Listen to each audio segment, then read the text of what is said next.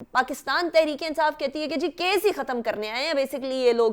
کیا مخلوط حکومت کیسز ختم کرنے آئی ہے یا پھر جینوئنلی کیسز کے اندر کوئی وزن نہیں تھا کہ وہ ثابت ہی نہیں ہو سک رہے تھے اور ان کو صرف ٹول دیا جا رہا تھا پچھلی حکومت کے دور میں؟ اگر آپ آج کی حکومت کو مخلوط حکومت کہہ رہے ہیں تو عمران خان کی بھی مخلوط حکومت تھی. اگریڈ. آج کی مخلوط حکومت پر الزام ہے کہ وہ کیسز ختم کرانے آئے. جو آج بیٹھے ہوئے ہیں وہ کہیں گے کہ عمران خان کی مخلوط حکومتی جھوٹے کیس کرانے کے لیے، کیونکہ ان کے زمانے میں بھی کیسز ہوئے. آپ نے 2021-2020 کا ذکر کیا، $16 ارب اور پتہ نہیں کیا کیا آپ نے ذکر کیا، تو وہ بھی کیس تھے، کیس بنائے گئے. یہ کیسز جو بنائے جاتے ہیں اس کے لیے باقاعدہ شہزاد اکبر صاحب تھے، پتہ نہیں کون تھے جن کو خاص طور پر میں رکھا گیا تھا کرپشن پہ. ان میں اس پہ کتنا پیسہ خرچ ہوا وہ ابھی تک قوم کو بتایا نہیں گیا. یہ پیسہ خرچ ہونا اور پھر کیس بننا، میں بھی شک کا اظہار کر سکتا ہوں. اگر وہ یہ کہہ رہے ہیں کہ جی اپنے کیسز ختم کرانے آئے ہیں تو میں بھی شک کا اظہار پوری طرح سے کہہ سکتا ہوں کہ بہت سے ایسے کیسز ہیں جن کا سر و پیر نہیں ہے اور پھر وہ ختم ہو جاتے ہیں. الزام لگ جاتا ہے پاکستان کے سسٹم پر. لیکن اگر یہ کورٹ میں جاتی ہے بات تو لیک آف ایویڈنس بھی ایک چیز تو ہوتی ہے. اب ایویڈنس کے بغیر کسی کو سزا نہیں دے سکتے.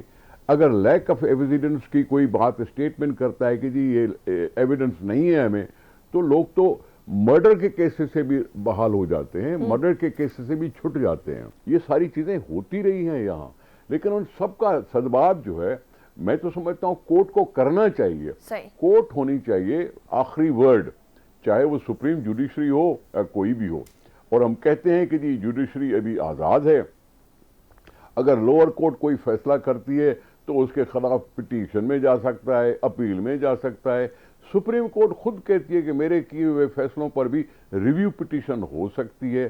تو جب اتنی آزادی ہے کورٹس کو، جوڈیشری کو اتنا آزاد رکھنے کی کوشش کی گئی ہے، تو پھر میں سمجھتا ہوں اس پہ تو تکیہ کرنا چاہیے نا.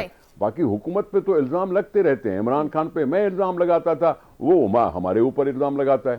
یہ تو ٹٹ فار اے ٹیٹ ہے، ٹٹ فار اے ٹیٹ کہتے ہیں اس کو. اور اس میں آگے جا کے یہ بات ہوتی ہے. پاناما کیس، پاناما لیک کہتے ہوا کیا کہ نواز شریف کو سزا ہوئی. اپنے بیٹے کی کمپنی میں سے اس نے سیلری ڈکلیئر نہیں کی تھی اپنے ایسٹ میں، اس کو ڈسکوالیفائی کر دیا گیا. ویری کوئکلی آپ وہ پاناما کے اندر جو نواز شریف صاحب کو سزا ہوئی تھی آپ اس کو غلط سمجھتے ہیں کہ اعتزاز احسن صاحب اس کو بالکل ٹھیک سمجھتے ہیں؟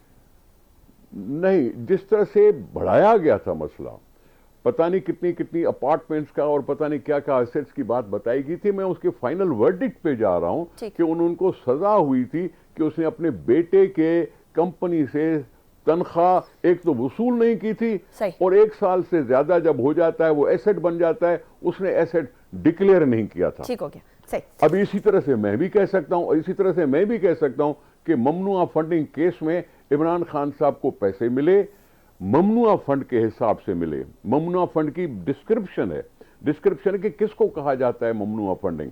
اگر وہ ملی ہے تو کیا اس نے الیکشن کمیشن میں اپنے اکاؤنٹس میں دکھائی؟ اس نے کیا سب کچھ ڈکلیئر کیا؟ اپنے ذاتی ایسٹس میں اس نے دکھائے یا نہ دکھائے؟ کل پرسوں چل رہی تھی بات ابراج گروپ کے. خور صاحب الزامات کی بات ہونے چلے تو پھر وہ مطلب آپ کا والا پوائنٹ کہ پھر وہ بہت دور تلک جاتا